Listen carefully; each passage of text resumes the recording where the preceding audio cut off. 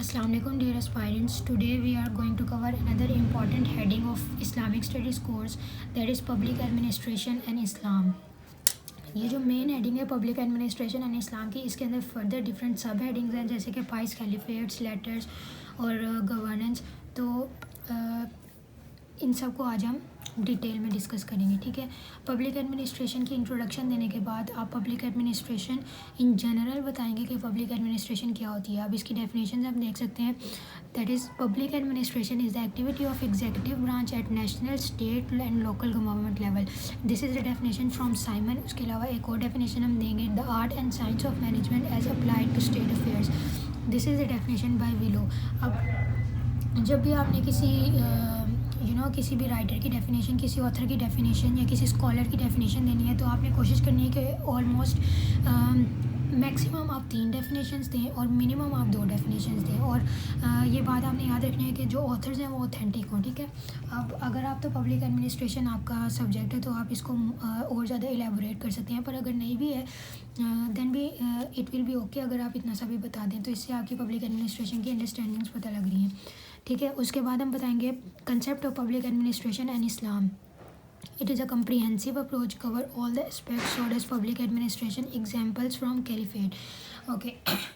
जैसे कि हमें पता है इस्लाम एक दीन है, और इस्लाम ना सिर्फ हमारी स्पिरिचुअल बल्कि फ़िज़िकल, इमोशनल और बाकी भी नीड्स पूरी करता है. इसी तरह से इस्लाम ना सिर्फ हमें पॉलिटिकल, इकोनॉमिकल और सोशल लाइफ के बारे में गाइडेंस देता है, इसी तरह से हमें पब्लिक एडमिनिस्ट्रेशन के बारे में भी गाइडेंस देता है.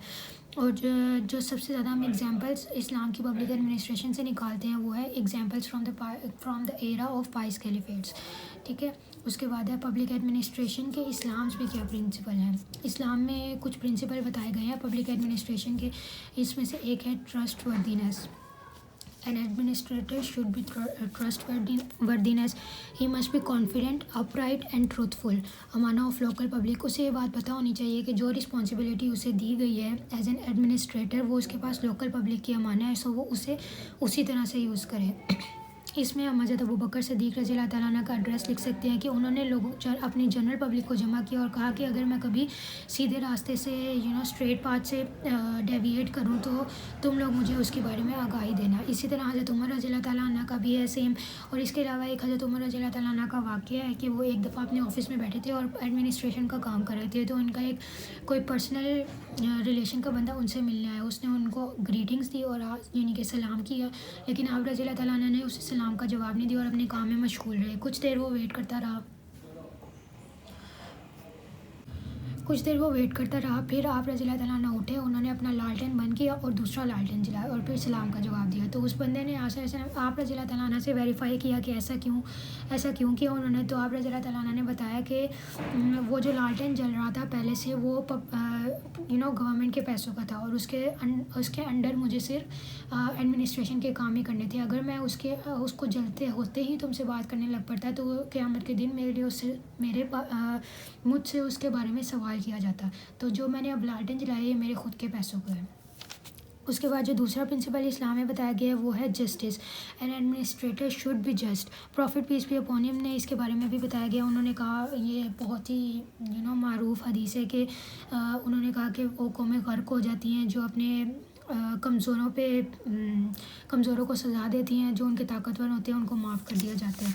उसके बाद है the main aspect of administration का बेसिक पर्पस ही जस्टिस है.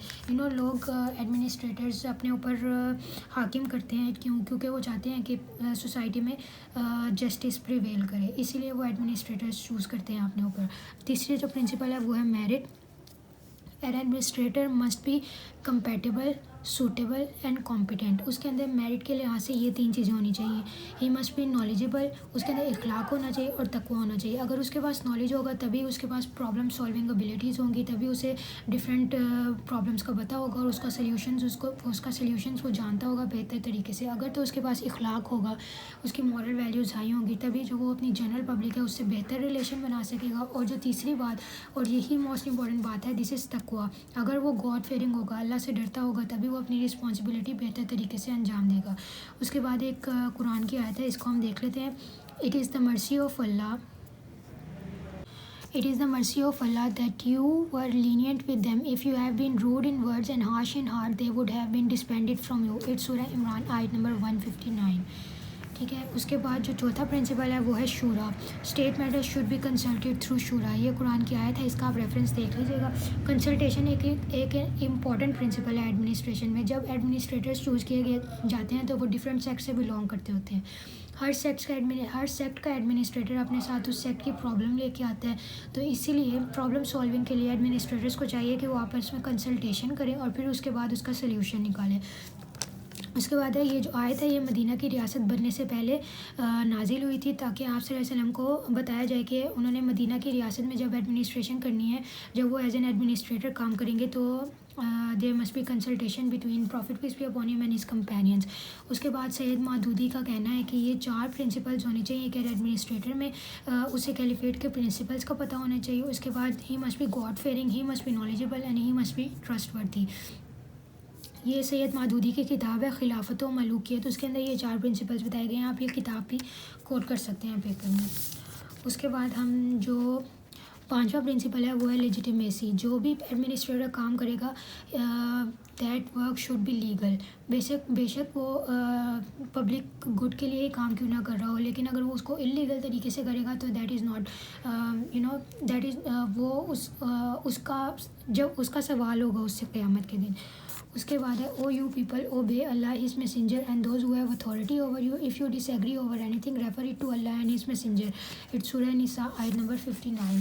اکاؤنٹیبلٹی. چھٹا پرنسپل ہے وہ ہے accountability free and fair. Accountable ہر ایڈمنسٹریٹر اکاؤنٹیبل ہونا چاہیے جنرل پبلک کے سامنے. ٹھیک ہے, ایسا نہیں ہونا چاہیے کہ جو صرف کم درجے کے ایڈمنسٹریٹرز ہیں وہی صرف انہیں کی اکاؤنٹیبلٹی ہو, اور جو ہائر آفیشلز ہیں ان کو چھوڑ دیا جائے, ان کو معاف کر دیا جائے. حضرت عمر رضی اللہ تعالیٰ عنہ کے دور میں جو تھی احتساب کونسل بنی تھی, اور اکاؤنٹیبلٹی کا یہ درجہ تھا کہ جو وہاں تب کے ملٹری کمانڈر تھے حضرت خالد بن ولید, ان کو بھی جنرل پبلک کے سامنے اکاؤنٹیبل رکھا گیا تھا.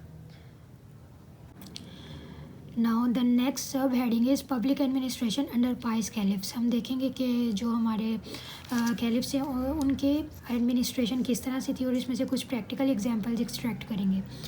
ٹھیک ہے, سب سے پہلے جب ہم یہ لکھیں گے تو اس کے انٹروڈکشن میں ہم یہ لکھ سکتے ہیں کہ 11 ہجری سے لے کر 14 ہجری تک کیلیفیٹس کا دور رہا, اور یہ آلموسٹ 30 ایئرز ہوتے ہیں.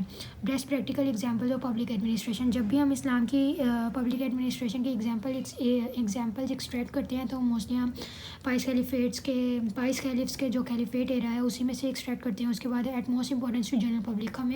ہم آگے فردر پڑھتے ہیں تو اس میں ہمیں پتہ لگے گا کہ انہوں نے اپنے آرام کے اوپر جنرل پبلک کو پریفرنس کی, اپنی آسائشوں کے اوپر جنرل پبلک کو پریفرنس کی. تو وہی ہم نے ایز این اسلامک کنٹری اپنے ایڈمنسٹریٹرز کے اندر یہ بات ڈیولپ کروانی ہے. اوکے, سو اسٹارٹ کرتے ہیں. سب سے پہلے ہمارے جو کیلف تھے وہ تھے حضرت ابوبکر صدیق رضی اللہ تعالیٰ عنہ. ان کا جو دور تھا وہ تھا 11 ہجری سے لے کر 13 ہجری تک. It was a time period of almost 2 years and 3 months. Known as صدیق, ان کا ٹائٹل تھا صدیق and 6 genealogy.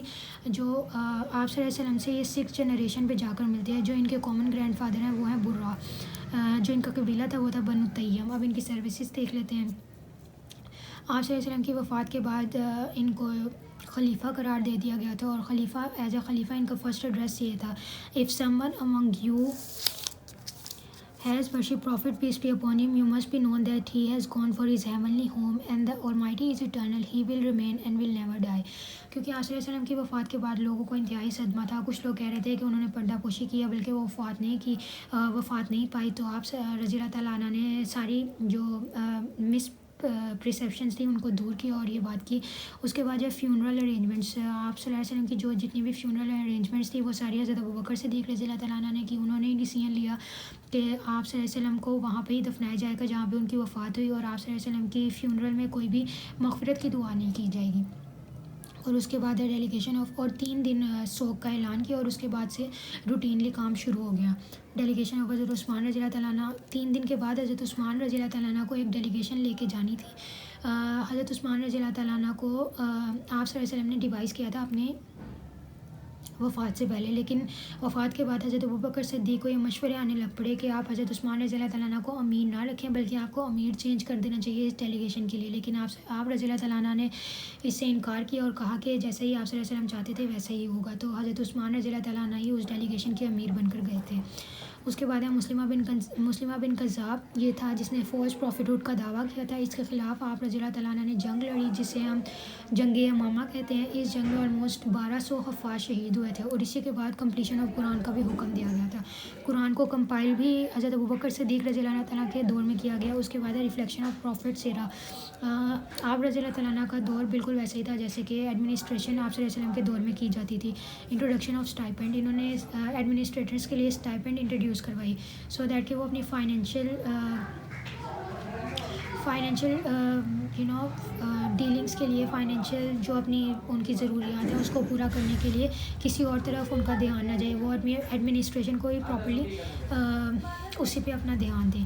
Introduction of stipend میں ایک واقعہ ہے کہ حضرت ابوبکر صدیق رضی اللہ تعالیٰ عنہ کو اسٹائپنڈ جو دی جاتی تھی بہت ہی منیملسٹک ہوتی تھی. اس میں سے بھی آپ رضی اللہ تعالیٰ عنہ کی جو بیگم تھی انہوں نے ایک دفعہ کہا کہ بچوں کا کچھ میٹھا کھانے کا دل ہے تو کیوں نہ ہم کچھ باڑلے تھا ایز اے کرنسی یوز ہوتی تھی، باڑلے ہم گورنمنٹ کی ٹریجری سے لے لیں. تو آپ رضی اللہ تعالیٰ عنہ نے منع کر دیا. اور جب ایک دن انہوں نے گھر کے کھانے میں دیکھا کہ میٹھا بنایا گیا تو انہوں نے اپنی وائف سے ویریفائی کیا کہ یہ کہاں سے آئے تمہارے پاس اتنے پیسے. تو انہوں نے بتایا کہ جو آپ اسٹائپنڈ لاتے تھے اس میں سے کچھ جمع کر کے میں نے اتنے پیسے کر لیے کہ ہم میٹھا بنا سکیں. تو آپ رضی اللہ تعالیٰ نے صبح ہی جاتے ہی ٹریجری میں کہا کہ ان کی اسٹائپنڈ کم کر دی جائے، کیونکہ انہیں لگ رہا تھا کہ اگر ہم پیسے جمع کر رہے ہیں تو اوبویسلی ہمارے پاس ضرورت سے زیادہ پیسے آ رہے ہیں، تو ان کی اسٹائپنڈ کم کر دی گئی. اس کے بعد ہے منی آنے زکوٰۃ. انہوں نے جو زکوٰۃ سے ڈینائی کرتے تھے زکوٰۃ دینے سے، ان کے خلاف جنگ لڑی. حضرت ابوبکر صدیق رضی اللہ تعالیٰ عنہ کے بعد جو دوسرے ہمارے خلیفہ ہیں وہ ہیں حضرت عمر رضی اللہ تعالیٰ عنہ. ان کا جو ٹائم پیریڈ ہے وہ ہے 13 ہجری ٹو 23 ہجری. It was almost 10 years and 6 months. ان کا جو جنریشن آپ صلی اللہ علیہ وسلم سے ملتی ہے وہ 8th لیول پہ جا کے 8th جینیالوجی ہے ان کا تعلق بنو عدی سے تھا اور ان کو فاروق کہا جاتا تھا، ان کا ٹائٹل تھا. اب ان کی سروسز دیکھ لیتے ہیں. سب سے زیادہ اس جو حضرت عمر رضی اللہ تعالیٰ عنہ کا دور ہے اس کو گولڈن ایرا آف اسلام بھی کہا جاتا ہے. سب سے زیادہ انسٹیٹیوشنز بنے، فائنینس منسٹری ڈیولپ کی گئی. اس کے بعد ہے لوکل گورنمنٹس. آپ رضی اللہ تعالیٰ عنہ نے پوری اسلامی ریاست کو ڈفرینٹ لیولز میں ڈیوائڈ کر دیا، ڈفرینٹ لوکل گورنمنٹس پھر بنائی. اس کے بعد پروونشیل گورنرز جو تھے ان کو اپنی اتھارٹیز اور اپنی رسپانسبلٹیز جنرل پبلک میں پڑھنے کا انہوں نے کہا کہ آپ جتنی بھی رسپانسبلٹیز ہیں اور آپ کی اتھارٹی ہیں اس کو آپ جنرل پبلک میں ریڈ کریں تاکہ ایسے ایک سینس آف اکاؤنٹیبلٹی ڈیولپ ہو. پھر اس کے بعد ہے ریکارڈ کیپنگ. اسٹیٹسٹکس پہلی دفعہ آپ رضی اللہ تعالیٰ عنہ کے دور میں ریکارڈ کیے گئے. اس کے بعد آپ رضی اللہ تعالیٰ عنہ نے فورسز انٹروڈیوس کروائیں جن میں ملٹری فورسز، آرٹلری کا کنسیپٹ کریٹ کیا. اس کے بعد پیرا ملٹری فورسز، پیٹرول کی آپ رضی اللہ تعالیٰ عنہ نے ڈیوائس کیا کہ ہمیں پیٹرول بھی کرنا چاہیے. اس کے بعد ہے جو مساجد تھیں ان کو نیشنلائز کیا گیا، انڈر گورنمنٹ کر لیا گیا. آلموسٹ 4000 مساجد تھیں تب اس زمانے میں. اس کے بعد ہے کرمنل جسٹس سسٹم انٹروڈیوس ہوا، اسپیسیفکلی جیل بنائے گئے. پھر سپریشن کیا تھا؟ انہوں نے سپریٹ کی تھی ایگزیکٹو برانچ، پارلیمنٹیرین برانچ اور جوڈیشل برانچ کو سپریٹ کر دیا تھا. پھر اس کے بعد ہے اسلامک کیلنڈر انٹروڈیوس ہوا تھا. اولڈ ایج ہوم بنائے گئے تھے. اس کے علاوہ کوفہ سے لے کر بصرہ تک اسلامک لینڈ تھا وہ انہینس ہو گیا تھا 22 لاکھ اسکوائر مائلس تک. اورینٹلسٹ کا یہ کہنا ہے کہ if there is another Umar in the history of Islam there would be no place left on the earth where Islam could not be reached. ان کا کہنا ہے کہ اگر اسلامک ہسٹری میں ایک اور عمر ہوتے تو دنیا میں کوئی بھی زمین ایسی نہ ہوتی جہاں تک اسلام نہ پھیلا ہوتا. اس کے بعد ہے حضرت علی رضی اللہ تعالیٰ عنہ کی جو خطبات ہیں ان کی ایک کتاب ہے تہج البلاغت. اس کا خطبہ نمبر 225 ہے. حضرت عمر رضی اللہ تعالیٰ عنہ کے بارے میں یہ ہم دیکھ لیتے ہیں کیا ہے. He straightened the deviated, treated the sick and eradicated fitna. He obeyed Prophet peace be upon him in administration matter and when he left for his heavenly home he was pure. ٹھیک ہے، اس کو بھی آپ کوٹ کریں گے. اب اب جو ہمارے پاس تیسرے ہمارے خلیفہ تھے وہ تھے حضرت عثمان رضی اللہ تعالیٰ عنہ. ان کا تعلق بنو امیہ سے تھا اور یہ آپ صلی اللہ علیہ وسلم سے 5th جینیالوجی میں ملتے ہیں. اور ان کا جو ٹائم پیریڈ ہے کیلیفیٹ ایرا ہے وہ ہے 24 to 35 ہجری. ان کی سروسز کیا ہے؟ ایڈیشن آف نیول فورس، انہوں نے نیول فورس ایڈ کی تھی. جامع القرآن ان کو کہا جاتا ہے. اب جامع القرآن اور کمپلیشن آف قرآن میں تھوڑی کنفیوژن ہوتی ہے کیونکہ کمپلیشن آف قرآن تو حضرت ابوبکر صدیق رضی اللہ تعالیٰ عنہ کے دور میں ہوئی تھی، تو ان کو جامع القرآن کیوں کہا جاتا ہے؟ کیونکہ حضرت عمر رضی اللہ تعالیٰ عنہ کے دور میں اسلام بہت وسیع علاقے تک پھیلا ہوا تھا، تو ڈفرینٹ علاقوں کے لوگ اسلام کی قرآن کی جو قرأت ہے وہ ڈفرینٹ طریقے سے کرتے تھے، تو اس کی وجہ سے انتشار پیدا ہو رہا تھا. تو حضرت عثمان رضی اللہ تعالیٰ عنہ نے ایک اسپیسیفک پروننسیشن، ایک اسپیسیفک قرأت پہ لوگوں کو آمادہ کیا اور پھر اسی کو ہی فالو کیا گیا تاکہ مسلمانوں میں آپس میں کوئی ایسا ڈفرینس آف اوپینین نہ پیدا ہو جائے جو ایکسٹریمزم کی طرف چلا جائے. اس کے بعد ہے first 10 years were stable. Conspiracy started in the last 2 years. جو لاسٹ 2 years تھے آپ رضی اللہ تعالیٰ عنہ کی خلافت کے، اس میں آپ رضی اللہ تعالیٰ عنہ کے خلاف کانسپائریسی ہونا اسٹارٹ ہو گئی اور اس کے بعد مرڈر ان کیپٹل، ان کو مدینہ میں قتل کر دیا گیا.